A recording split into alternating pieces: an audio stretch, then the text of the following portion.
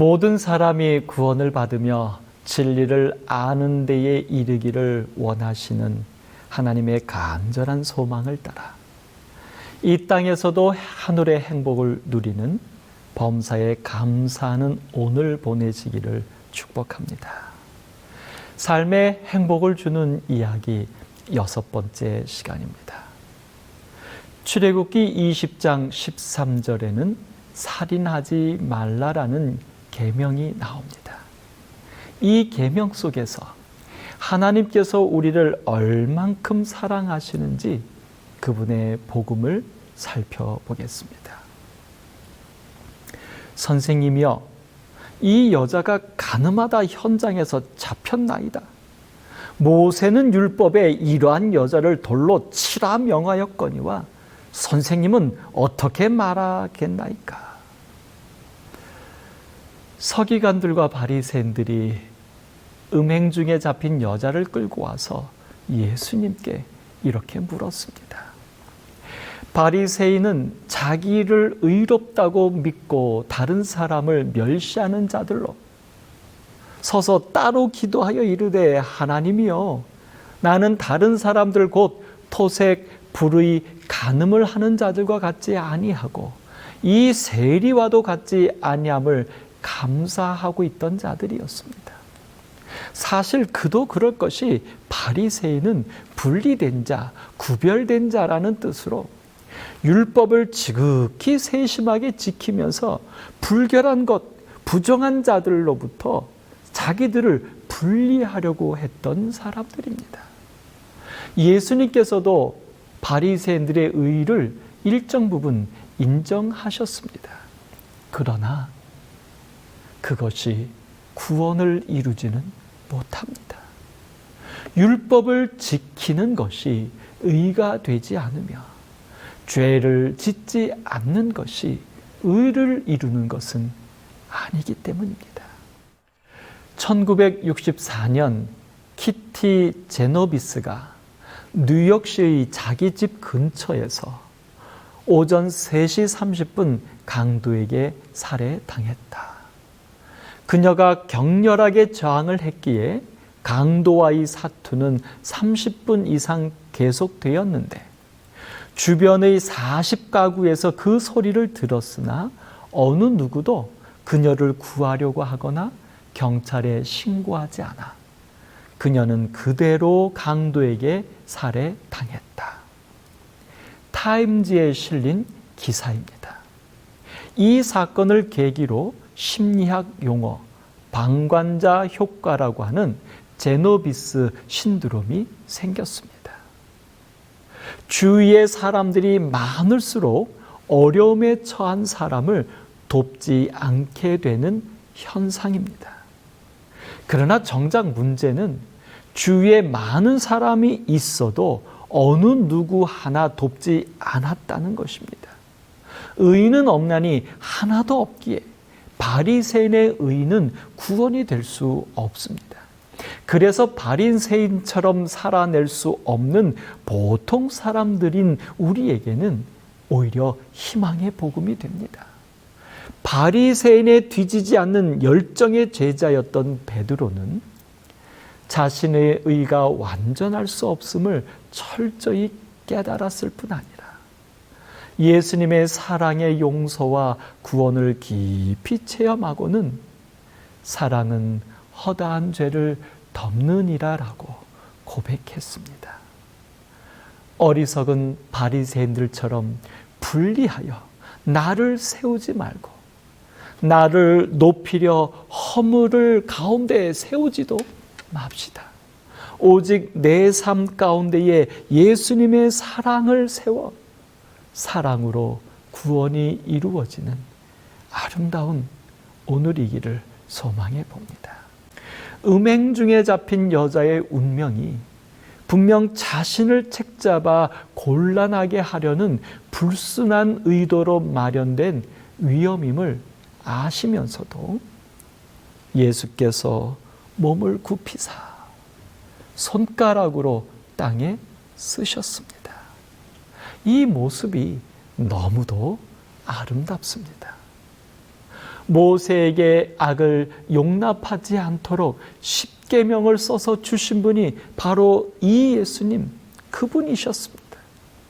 법을 따라 심판하려는 그때 오히려 예수님의 분노가 아니라 돌을 던지는 것이 아니라 몸을 굽히시고 손가락으로 땅에 무언가를 쓰셨습니다. 바리새인들은 모세의 법에 대한 순종에는 사실 관심이 없었습니다. 법의 근본 목적인 악에서 떠나게 하는 의지 또한 없었습니다. 나아가 한 여자의 생명에도 전혀 관심이 없었습니다. 그리고 하나 더, 예수의 존재나 진실에 대해서도 그러했습니다. 오직 그들의 이기심과 교만, 그리고 예수를 해치고자 하는 목적만이 전부일 뿐입니다. 생각이나 걱정은 과거나 미래의 영역이죠. 마음을 현재로 가져오면 생각은 쉬게 됩니다. 생각을 멈춰보자는 특별한 이 제안을 멈추면 비로소 보이는 것들이란 책에서 해민 스님이 하고 있습니다. 과거의 아픈 기억이나 혹은 미래에 있을지도 모르는 일을 현재라는 시간으로 끌어와서 고통하고 있는 안타까움을 향해 던지는 제안입니다. 이렇게 멈추지 못해 우리를 괴롭히는 생각, 그것은 바로 나입니다. 지혜로운 사람 솔로몬 왕은 하나님께서 주신 지혜로 모든 것을 이루는 부족함이 없는 성공과 모두의 존경과 모든 것을 깨달아 아는 완벽한 삶을 살았습니다. 그러나 그런 삶이 참 행복을 주지는 못했습니다. 그런 삶의 뼈저린 경험에서 모든 지킬 만한 것 중에 더욱 내 마음을 지키라. 생명의 근원이 이에서 남이라고 고백하며 곤고한 날이 이르기 전에 나는 아무 낙이 없다고 할 해들이 가깝기 전에 너의 창조주를 기억하라고 권면합니다. 자아를 버리고 나를 인도하시는 하나님을 생각하는 것, 그것이 멈추어야 할 생각이며 보아야 할 마음입니다. 바리새인은 자기들이 생각에 빠져 그 마음을 지키지 못했습니다. 아니, 사실은 그 마음의 생각을 도모하기 위하여 한 여인의 생명도 죽음에 이르게 하는 일에 머뭇거리지 않았습니다. 무섭기까지 합니다. 그래서 예수님의 모습이 더없이 감사한 것이지요. 멈추지 않는 죽음을 향한 질풍노도의 마음들 앞에 예수께서 몸을 굽히사 손가락으로 땅에 쓰시며 멈추셨습니다. 삶에 행복을 주는 예수님다운 모습의 감동적인 이야기입니다. 이 한 행동으로 바리새인들의 악으로 치닫는 마음도 멈추어 주셨습니다. 선한 삶을 살지 못하고 참담한 죽음을 당하게 된 한 영혼에게 용서는 물론 구원까지 이루어 주셨습니다. 그리고 예수님께서 죄인들은 물론 모든 사람들을 사랑하시는 것을 알게도 해 주셨습니다. 연약한 한 여자만이 아니라 이기심에 눈먼 바리새인들을 포함하여 이 땅의 모든 영혼을 구원해 주셨습니다. 우리의 생각을 멈추어 주시는 주여, 오늘 저의 생각과 마음에 가까이 몸을 굽히시고 당신의 손가락으로 친히 써주심으로 저희도 비로소 멈추고 보게 해 주옵소서. 간절한 소망이 됩니다. 너희 중에 죄 없는 자가 먼저 돌로 치라.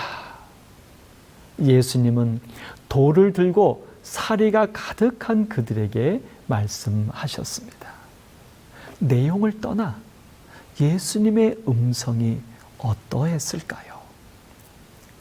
격앙되지는 않았을 것이지만 적어도 그들의 추한 의도가 못마땅하시지 않았을까요? 아니면 곤란한 일에 빠졌으므로 불편하셨을까요? 특별히 모인 이들의 겉모습과 다른 죄들을 보시며 환멸을 느끼신 것은 아닐까요? 그러나 이 모든 것들이 아닌 것만 같습니다. 왜냐하면 아무 말씀도 없이 몸을 굽히사 손가락으로 땅에 쓰시고는 액센트 없이 너희 중에 죄 없는 자가 먼저 돌로 치라고 하실 분이기 때문입니다. 그리고는 다시 몸을 굽혀 손가락으로 땅에 쓰십니다. 아무런 삶의 낙도 없이 온갖 번뇌와 아픔을 가득 품은 고뇌하는 모습으로 보일 뿐입니다.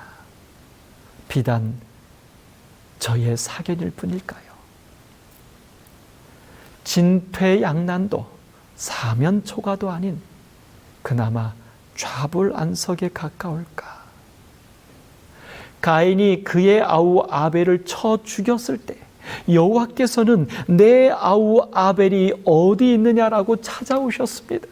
그러나 정작 육신의 아버지 아담은 아무것도 없습니다. 아벨이란 아들을 잃은 아버지로서 어떻게 가만히 있었던 것일까요?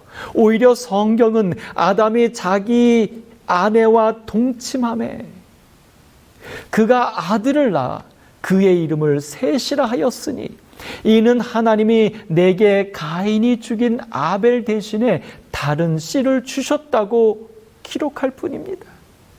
아벨의 죽음에 대하여는 아담의 어떤 행동도 어떤 표현도 없습니다. 가인의 살인에 대한 어떤 화도 징계도 안타까움도 없습니다.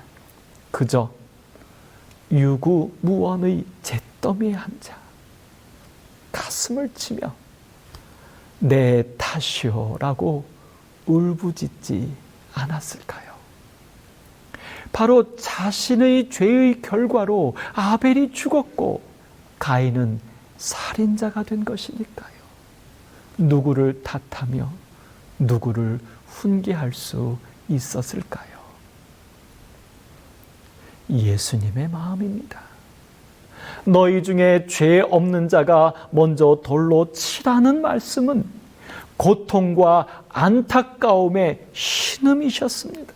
가늠하다 잡혀온 여인도 예수님의 귀한 자녀이며 돌을 들고 의기양양해하는 바리새인들도 예수님께서 사랑하시는 자녀입니다.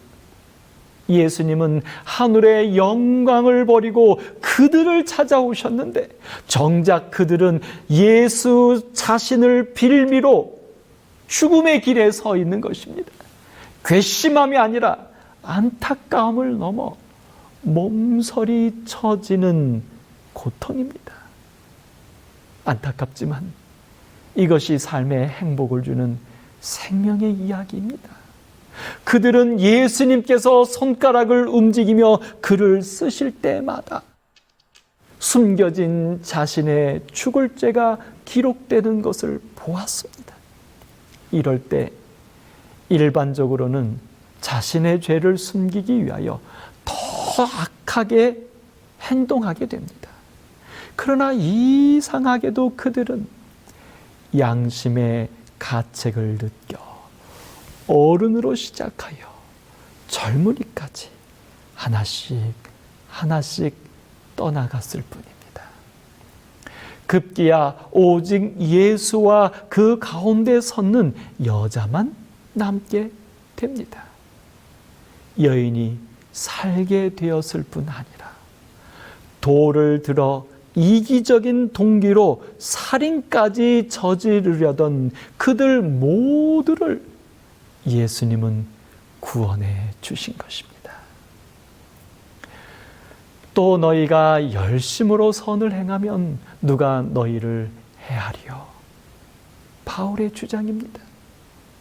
위기와 참담함의 순간에 모든 개인적인 감정을 버리고 오직 사랑의 창조주요 구주로 서셨던 예수님은 몸을 굽혔고 손가락으로 땅에 쓰실 수 있었습니다.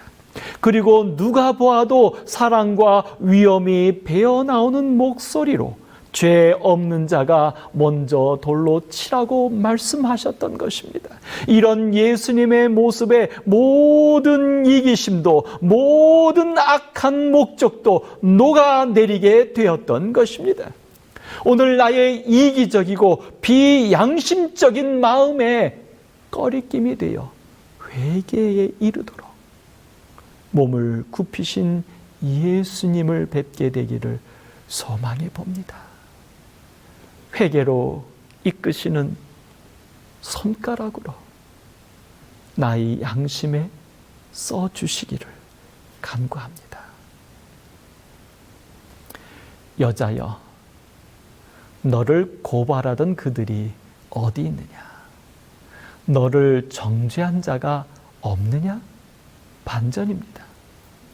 자기 자랑에 눈멀어 한 연약한 여자의 목숨을 아무렇지 않게 심판하며 자기들의 이기적 목적을 이루려던 바리새인들이지만 이제는 여자 외에 아무도 없는 것을 보셨기 때문입니다. 만약 그들이 돌을 내려놓지 않고 끝까지 고집을 피웠다면 예수님께서는 끔찍하셨을 것입니다. 여자는 죽고 바리새인들은 씻을 수 없는 죄와 더불어 양심의 화의까지 맞게 되는 악인이 되었을 테니까요. 예수님은 그 모습을 지켜볼 수 없으셨을 것입니다. 십자가에서 죽어가시면서도 오직 그분의 염려는 그들이었습니다. 울며 따르는 여인들을 염려하셨고 그들의 보이지도 않는 자녀들이 염려였습니다. 한편 강도가 염려였고 못을 박는 로마 군인이 염려였습니다. 마지막 혼을 불사르며 오늘 내가 말하노니 내가 나와 함께 낙원에 있으리라고 기뻐하셨던 예수님이십니다. 그 아이의 운명을 창조해 내었다. 하나님도 아닌 우리가 이러한 일을 해도 되는 것인가? 도대체 그 아이에게 아무런 의사도 들어보지 않은 채 이렇게 결정해 버려도 되는 것일까? 다른 많은 것들을 다 핑계댈 수 있을지라도 나는 도저히 이것만큼은 우리가 핑계치 못하고 책임을 져야 하리라고 보는 것인데, 우리가 한 사람의 운명을 창조해 내었다는 이 책임질 수 없는 책임, 그렇게 해서 우리는 비로소 우리 자신과 이 세상의 현실과 인류 전체의 운명에 대해서 책임지지 않으면 안 되는 차원이 다른 헌신의 상태에 돌입하게 된 것이다. 천정근 씨가 쓴 연민이 없다는 것이란 책의 한 구절입니다. 자녀를 낳은 아버지가 되었을 때 느끼는 숭고한 책임감에 대하여 절절히 고백한 것입니다. 그는 정말 아버지가 누구인지 진실로 깨달은 것 같습니다. 우리는 그의 고백처럼 그 아이에게 아무런 의사도 물어보지 않은 채 자녀를 낳아버립니다. 그리고 나서야 아버지로서의 책임질 수 없는 책임을 지어보려고 발버둥을 칩니다. 하물며, 아니 그렇다면 하나님은 어떠하실까요? 그분은 우리를 책임질 수 있는 책임으로 창조하셨으면서도 우리의 죄인으로 사는 고통마저도 내 탓이오라며 가슴 아파하시는 순애보이십니다. 예수님은 기쁘셨습니다. 깊은 한숨을 쉬시며 한없이 행복하셨을 것입니다. 돌을 놓고 양심의 가책을 느껴 어른으로 시작하여 젊은이까지 하나씩 나간 그들로 인하여 고마웠을 것입니다. 그래서 예수님께서도 거리낌 없이 나도 너를 정죄하지 아니하신다고 선언하셨던 것입니다. 삶에 행복을 주는 감동의 이야기입니다. 하나님은 자식 바보입니다. 그래서 예수님으로 이 땅에 오셨으며 그렇게 배반하고 증오하고 핍박해도 사랑한다 하실 뿐입니다. 그러다가 어찌하다 옹알이처럼 하나님을 비슷하게만 부르기만 해도 너로 말미암아 기쁨을 이기지 못하시며 너로 말미암아 즐거이 부르며 기뻐하시는 분이십니다. 여기 보십시오. 불쌍한 여인을 희생시키시면서도 자신들의 이기적 목적을 이루려던 그들을 혼내시거나 미워하시는 것이 아니라 그들의 은밀한 죄마저도 다할 수 없는 애정으로 묵묵히 땅에 쓰신 예수님입니다. 자신들의 죄가 들통날까봐 도망을 친 그들을 향하여도 양심의 가책을 느꼈다고 말하면서 회개한 것으로, 그리고 정죄한 자가 없다고 용서와 인정까지 한 것으로 서슴지 않게 예수님은 보고 계시는 것입니다. 나도 너를 정죄하지 아니하노니 가서 다시는 죄를 범하지 말라. 예수님은 신이 나서 하신 말씀입니다. 가늠하다가 현장에서 잡혀온 여인에게 돌을 던지지 않기로 하셨습니다. 그에게 돌을 던지기 위해 몰려들었던 바리새인들은 자신의 드러나는 죄에 양심의 꺼리낌을 받았기 때문입니다. 그러나 예수님은 죄가 없으실 뿐 아니라 죄를 심판하실 수 있는 하나님이셨습니다. 그럼에도 불구하고 나도 너를 정죄하지 아니하기로 마음을 먹으셨던 것입니다. 뿐만 아니라 여기에 더하여 가서 다시는 죄를 범하지 말라 하셨습니다. 이미 저지른 죄에 대하여 용서를 받는 것이 꼭 필요한 것이지만 앞으로 살면서 다시 죄를 짓지 않는 것이 더 중요한 일이기 때문에 축복하신 것입니다. 권선징악은 징악이 권선이라는 말에서 유래한 것으로 악한 행위는 마땅히 징벌하여 바로잡고 선한 행위는 권하여 장려해야 한다는 뜻입니다. 옳고 그름을 분명히 따져 충신과 효자에게는 상을 주고 난신과 적자에게는 벌을 주는 권선징악의 엄정한 평가는 공자가 춘추를 지으면서 객관적이고 공정한 서술과 더불어 가장 중시했던 점이다라고 사전에는 설명하고 있습니다. 맹자에 의하면 공자는 자신에 대한 후사의 평가가 오로지 이 춘추에 의해 이루어질 것이라고 단언하였는데, 춘추는 그만큼 공자 스스로 일생의 중요한 업적으로 여기고 심혈을 기울여 지은 저작으로 그의 가치관의 핵심이기 때문입니다. 공자의 가르침에 지대한 영향을 받은 우리나라도 이 원칙을 당연한 듯 받아들이고 있으며, 때로는 신까지도 이 권선징악으로 오해하도록 이끌고 있어 안타깝기도 합니다. 바리새인들이 모세 율법에 정통한 것은 율법을 지키지 않으면 심판을 받는다는 하나님께 대한 오해와 율법을 지킴으로 의롭게 될 수 있다는 잘못된 믿음이었습니다. 간음하던 여인을 붙잡아 끌고 온 것도 율법과 의로움에 대한 잘못된 이해 때문입니다. 사실 예수님을 받아들이지 못하고 오히려 미워한 것도 율법의 정신인 사랑과 목적인 구원을 깨닫지 못한 안타까움입니다. 예수님께서는 너희가 성경도 하나님의 능력도 알지 못하는 고로 오해하였도다라고 말씀하셨습니다.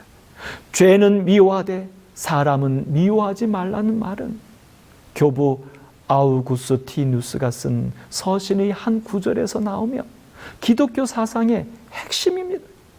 바로 여기 돌에 맞아 죽을 죄를 저지른 여인을 향하여 행하신 예수님의 모습입니다. 이것은 단순한 이해나 자선이 아닙니다. 가서 다시는 죄를 범하지 말라는 기대와 믿음에 따른 희망이 전제되는 것입니다. 이것이 바로 삶의 행복을 주는 이야기입니다. 돌에 맞아 죽어야 마땅하지만 죄에서 떠나 새 사람으로 살아가리라는 변화에 대한 기대로 정죄하지 않으신 것입니다.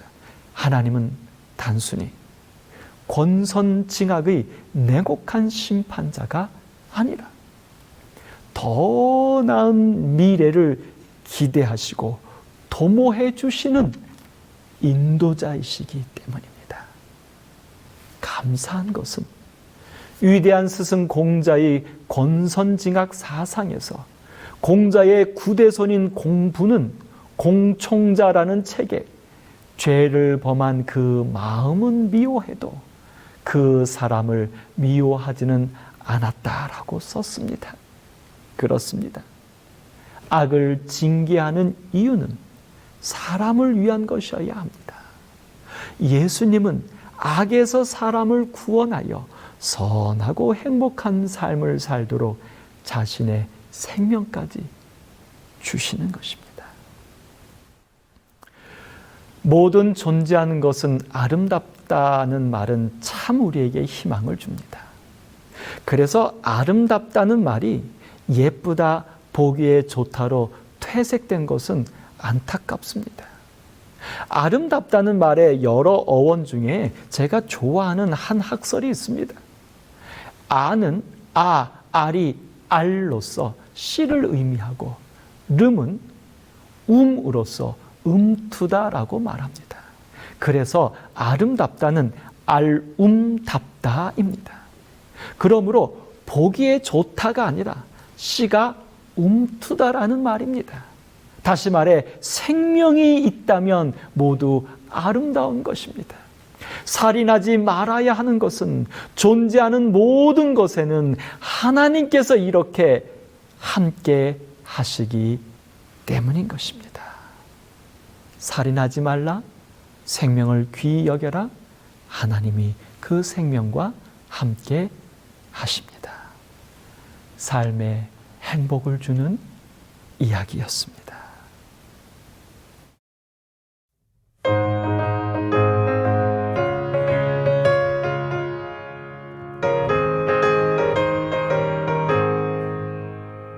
주가 주신 약속 위에 굳게 서 영원토록 주를 찬송하리라.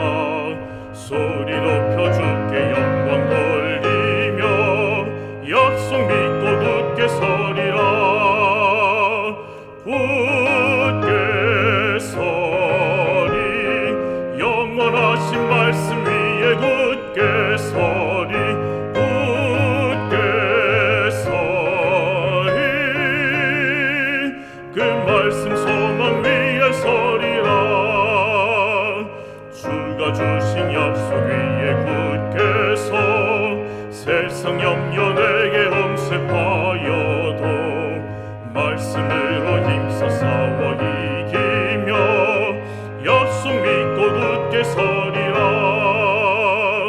굳게 서리 영원하신 말씀 위에 굳게 서리.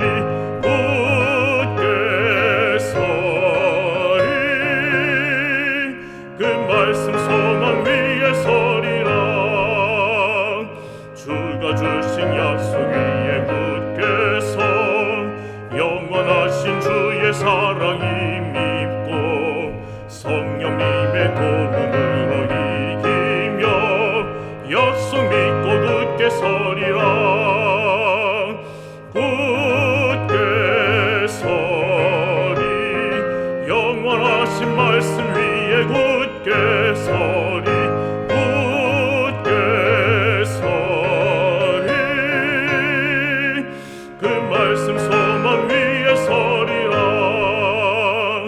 주가 주신 약속 위에 굳게 서 성령 인도하는 대로 행하며 주님 품에 항상 안식 얻으며 약속 믿고 굳게 서리라. 굳게 서리 영원하신 말씀 위에 굳게 서리. 굳게 서리 그 말씀 소망 위에 서리라. 생명의 주인 되시는 하나님 감사합니다. 살인하지 말라라는 말씀이 단순히 악을 행치 말라는 말씀이 아니라 오히려 생명을 소중하게 여기시고 죄로 인하여 죽을 수밖에 없는 생명들을 구원코자 하시는 하나님의 사랑임을 인하여 감사합니다. 오늘 저희들의 삶 속에서 악을 행치 않으려는 소극적인 그리스도인이 아니라 예수님처럼 생명을 구원하기 위하여 나의 생명까지도 바치는 그 그리스도인의 삶을 살아갈 수 있도록 축복해 주옵소서. 오늘 우리의 삶이 생명을 구원하는 하나님의 자녀다운 행복한 삶을 살게 축복하여 주옵시기를 예수님의 이름으로 기도드립니다.